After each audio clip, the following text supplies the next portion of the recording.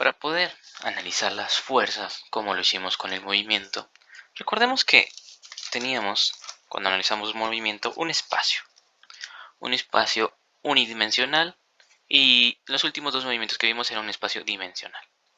Entonces, nosotros lo representábamos con un planito cartesiano. Teníamos nuestro eje X y nuestro eje Y.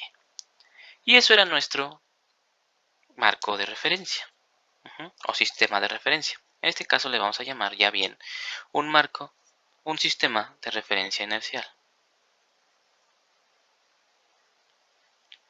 De referencia inercial. Ahora bien, cuando hacíamos eso,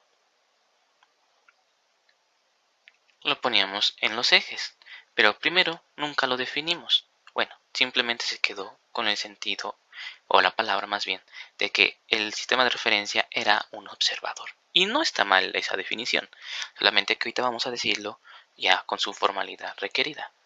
Un sistema de referencia inercial es un cuerpo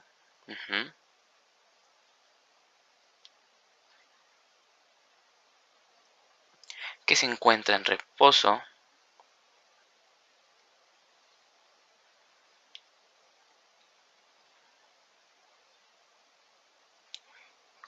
o movimiento con respecto a otro.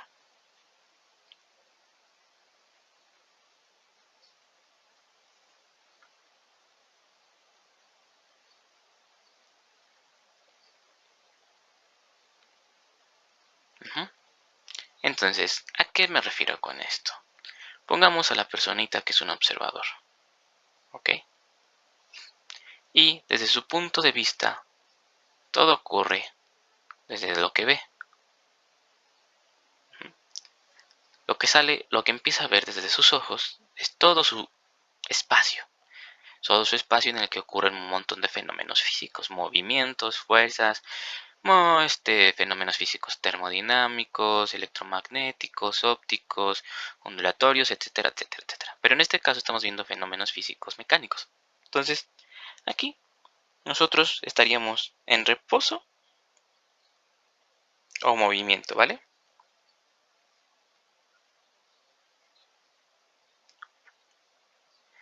Estamos en reposo o movimiento. Entonces, aquí tenemos nosotros un objeto moviéndose. Por lo que también aquí va a haber otro sistema de referencia, ¿vale? Que va a partir exactamente del objeto. También, aquí tenemos Y, X, y aquí le vamos a poner, por ejemplo, X' y Y'. Entonces, ¿qué va a pasar con estos sistemas de referencia?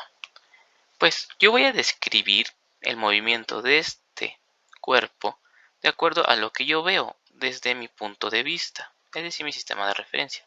Aquí hay dos, tengo el mío y el del objeto. Entonces, por ejemplo, el que corresponde al objeto es obviamente este cuerpo que está en movimiento respecto a mí, que también estoy en movimiento o en reposo. Y lo mismo, si el objeto me viera a mí, pues vamos aquí hay otra personita que comparte el mismo sistema de referencia, pues esa personita me estaría viendo a mí desde su sistema de referencia X', Y', me estaría viendo a mí con mi sistema de referencia Y, X. Entonces, ¿qué pasa cuando nosotros describimos los problemas? Estamos describiendo justo el sistema de referencia en donde se encuentra el objeto, ¿vale? Lo que estamos observando, aquí, de lo que sale nuestra visión, ¿vale? Entonces, por ejemplo, en un tiro parabólico, habíamos descrito en un eje, ejemplo,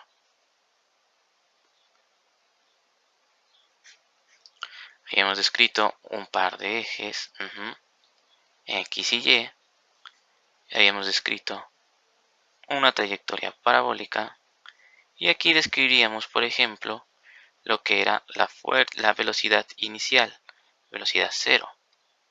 Y describíamos también, por ejemplo, podemos describir que hay una aceleración, la aceleración de la gravedad hacia abajo, y podemos incluso poner más cosas. Podemos aquí escribir también las componentes X y Y, V0X, V0Y, de esta velocidad cero, incluso de cualquier velocidad en cualquier punto, ¿no? Entonces, en nuestro sistema de referencia inercial podemos poner prácticamente toda la velocidad, todas las aceleraciones implicadas, incluso también posiciones.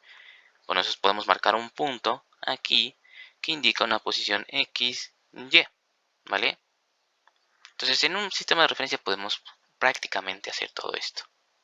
Pero para las fuerzas podríamos decir que tenemos un sistema VIP, solamente para fuerzas. Y para ello vamos a definir lo que es un diagrama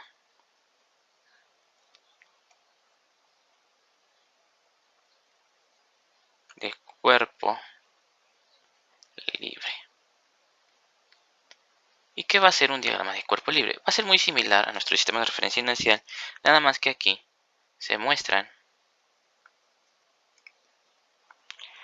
las fuerzas externas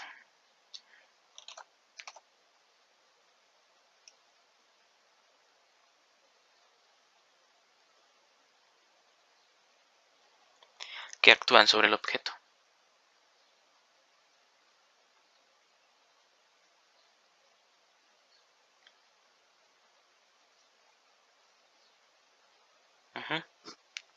Es decir,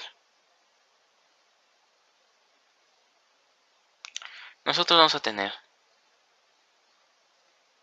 igual nuestros propios ejes. Bueno, primero vamos a tener un cuerpo en el que, pues, obviamente el problema nos dirá qué fuerzas actúan sobre él. Podemos decir que esta fuerza 1 actúa sobre él, esta fuerza 2 también actúa sobre él, y esta fuerza 3 actúa sobre él, al igual que actúa esta fuerza 4 y esta fuerza 5, ¿no? Actúan un montón de fuerzas sobre este objeto. Entonces, para nuestro diagrama de cuerpo libre, vamos a trazar nuestro ejes coordenados. Esto lo vamos a respetar, los ejes coordenados. En lo que, ¿cuál es el eje vertical? Pues es el Y. Y nuestro eje X. Entonces vamos a plasmar las fuerzas, todas iniciando desde el origen y apuntando en la dirección que pues obviamente se nos representa. F2, F5, aquí tenemos F3, aquí tenemos, ¿cuál? F4, y aquí tenemos F1. Entonces, este va a ser nuestro diagrama de cuerpo libre en el que vamos a representar exactamente todas las fuerzas que actúen sobre él. Si hay una fuerza de tensión, pues pondremos la fuerza de tensión. Si hay una fuerza gravitacional, la pondremos la fuerza gravitacional, etcétera, etcétera, etcétera. Y de aquí, obviamente, al tener ya vectores, por ejemplo, si aquí se nos pidiera la fuerza total, tendríamos que sumar todas esas fuerzas. Recuerden que teníamos dos tipos de sumas. Por dibujitos podríamos hacerlo, ¿no? Y también si nosotros se nos da la magnitud y dirección, es decir, los ángulos que hacen sobre el eje X, pues podríamos realmente calcular las coordenadas y sumarlo. Bueno, esto es todo por sistema de referencias.